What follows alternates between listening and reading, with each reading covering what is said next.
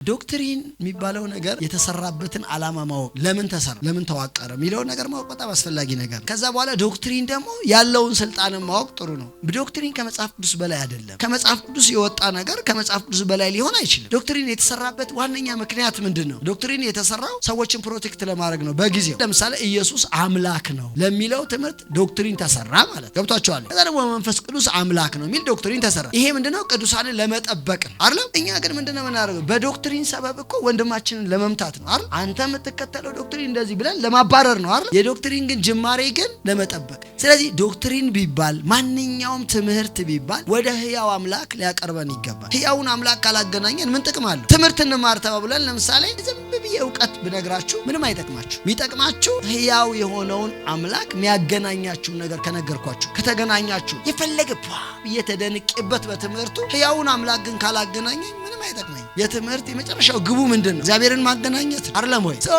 ደረቅ አድርጎ ሰውን መፈንከቻ፣ ሰውን መደብደቢያ፣ ሰውን ሪጀክት ማድረጊያ ምናምን የሚደረጉት ትምህርት አቃቢያኑ የሚሆኑ ቴዎሎጂያንሱ የሚሆኑ የሚናገሩት ነገር ፍሬ የለው። እነሱ ራሳቸው ከሆነ ዓመት በኋላ ይደክማቸው። እውነቴን ነው የምነግራችሁ። እግዚአብሔርን የማናገኝበት ነገር አይጠቅምም።